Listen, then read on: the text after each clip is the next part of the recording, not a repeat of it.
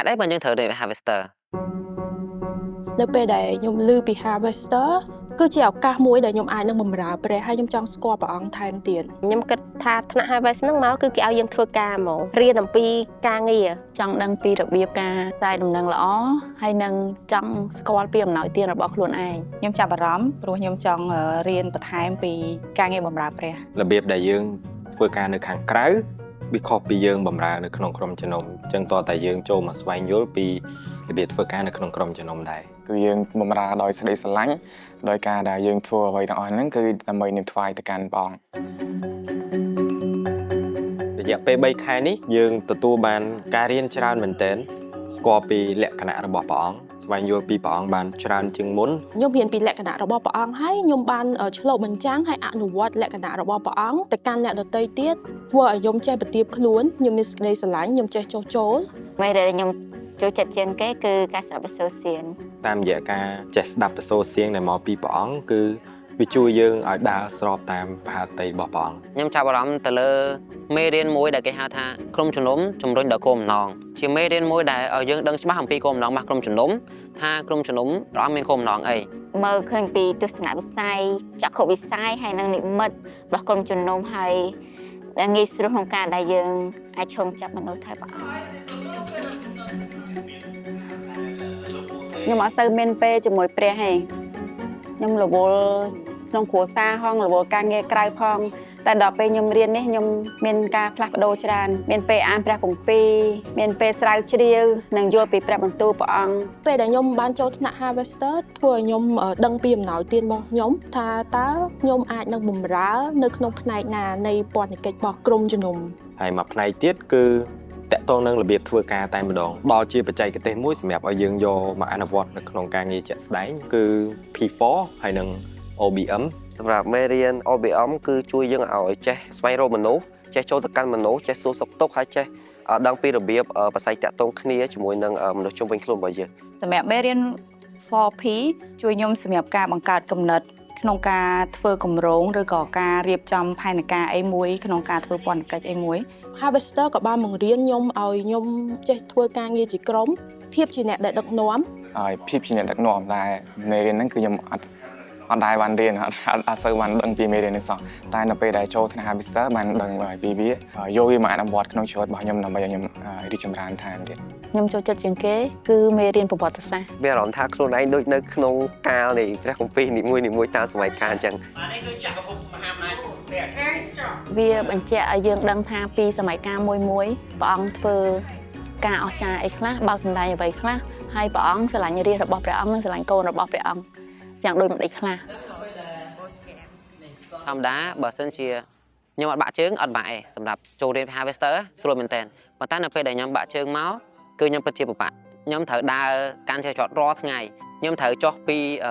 បន្ទប់ខ្ញុំហ្នឹងមក5ជាន់ដើម្បីធ្វើដំណើរមករៀនហើយថ្ងៃឡើងខ្ញុំទៅវិញខ្ញុំត្រូវឡើងទៅផ្ទះវិញបន្ទប់5ជាន់ទៀត ឮថាថ្នាក់ harvest មានគឺខ្ញុំចិត្តខ្ញុំពិតជាចង់មែនចេះឈួរប៉ុន្តែយកមកគិតម្ដងទៀតថាតើខ្លួនឯងអាចឆ្លងផុតថ្នាក់នឹងបានអត់ចេះតែបារម្ភថាអត់អាចបញ្ចប់3ខែហ្នឹងយើងមិនតែម្នាក់ឯងយើងមានកូនមានប្តីអញ្ចឹងដល់ពេលអញ្ចឹងវាតែងតែជួបការលំបាកប៉ុន្តែនៅពេលគិតម្ដងទៀតគិត3ដងបានសម្រេចថានឹងចូលរៀនឲ្យបានពេលខ្ញុំរៀនបានប្រហែលជាសប្តាហ៍ទី2កូនប្រុសរបស់ខ្ញុំគាត់ឈឺធ្ងន់គ្រុនឈាមខ្ញុំរៀនបានប្រហែលអាទិត្យទៀតខ្ញុំខ្លួនខ្ញុំដែរឈឺតែខ្ញុំបានមានពេលសម្រាកសុំសម្រាកហើយបន្ទាប់មកក៏ខ្ញុំត្រឡប់មករៀនវិញខ្ញុំគិតថានេះជា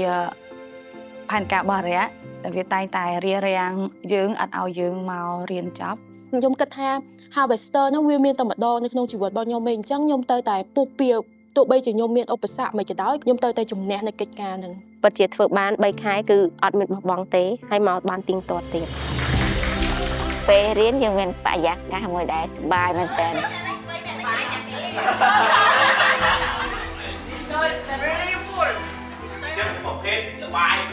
សប្តាហ៍ទី3នេះ ខ្ញុំឆ្លាញ់ harvester មួយត្រង់ថា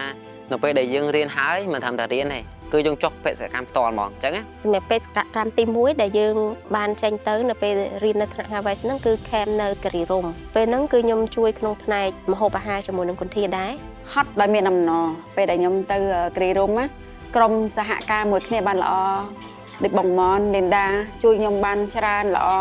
អត់សឹងនឹងជឿថាពួកយើងអាចធ្វើបានឡើងល្អហើយរលូនពេលដែលគាត់ប្រាប់ថាយើងត្រូវបង្រៀនមានអារម្មណ៍ថាភ័យខ្លាចមែនតើខ្លាចបរៀនមេរៀនអត់បានល្អដោយសារតែយើងទៅរៀនបានរយៈពេលខ្លីដែរហើយយើងចុះបេសកកម្ម ខ្ញុំមានកូនចិត្តមួយថាតើគេអាចនឹងស្ដាប់យើងឬក៏យើងលីដគេទៅបានល្អអត់អីអត់ប៉ុន្តែនៅពេលដែលខ្ញុំទទួលបាននៅកិច្ចការមួយហ្នឹងធ្វើឲ្យខ្ញុំរីកចម្រើនជាមួយនឹងការដែលខ្ញុំហ៊ានធ្វើហើយហ៊ានសាកល្បង ខ្ញុំអរគុណបងម្ចាស់ដែលបងម្ចាស់តែលើកទឹកចិត្តខ្ញុំឲ្យខ្ញុំមានសម្លេងមួយលឺនឹងគូក្បាលខ្ញុំថាអត់អីទេកូនធ្វើវាទៅបងម្ចាស់នឹងដឹកនាំយើង ជាឱកាសដែលខ្ញុំអាចបម្រើព្រះអង្គហើយខ្ញុំអាចទទួលបានបទពិសោធន៍ថ្មីៗជាច្រើន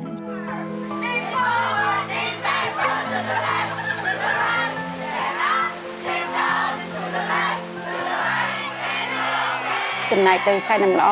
ខ្ញុំមានអារម្មណ៍ថាសប្បាយមានអំណរពេលដែលខ្ញុំដើរជាក្រុមជាមួយ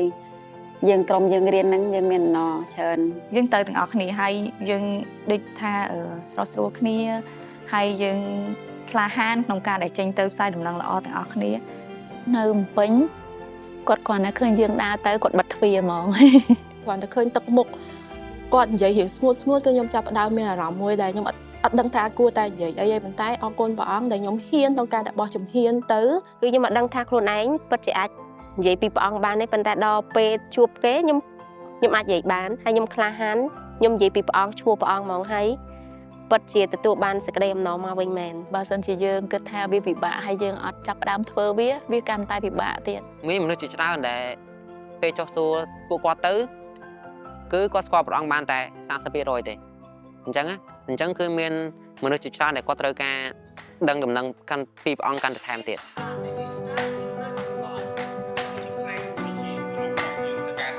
ចំក្រោយខ្ញុំពិតជាអរគុណមែនតើនៃក្រុមជំនុំគាត់មានកម្មវិធីហាត់ការ Harvester នេះឡើង សូមអរគុណមែនទែនដល់ថ្នាក់ដឹកនាំរបស់ក្រុមជំនុំហើយនិងដៃគូសហការរបស់ក្រុមជំនុំហើយជាពិសេសលោកគ្រូភាពហើយនិងអ្នកគ្រូ Helder ដែលគាត់បានយកចិត្តទុកដាក់ទៅលើការបង្កើតពន្ធកិច្ច Harvester មួយនេះគឺពិតជាជួយដល់អ្នកបម្រើព្រះអង្គបានច្រើនមែនទែន អរគុណមែនតើដែលគាត់លះបង់ពេលវេលាសម្រាប់ពួកខ្ញុំដើម្បីពង្រឹងពួកខ្ញុំរយៈពេល3ខែនេះ បង្រៀនពួកយើងរៀបចំនៅមេរៀនល្អៗសម្រាប់ពួកយើង របៀបដែលគាត់បរៀនគឺមិនមែនបរៀនឲ្យតែផុតទេគាត់ព្យាយាមធ្វើម៉េចឲ្យយើងយល់ទោះបីជានៅក្នុងរយៈពេលខ្លីក៏ដោយហើយមួយទៀតគាត់ព្យាយាមឲ្យយើង connect គ្នា ខ្ញុំពិតជាទទួលបាននៅការ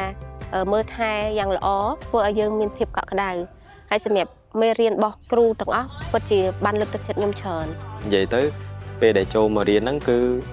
អត់មានអារម្មណ៍មួយថាពិបាកទេគឺមានអារម្មណ៍ថាចង់តែមករៀន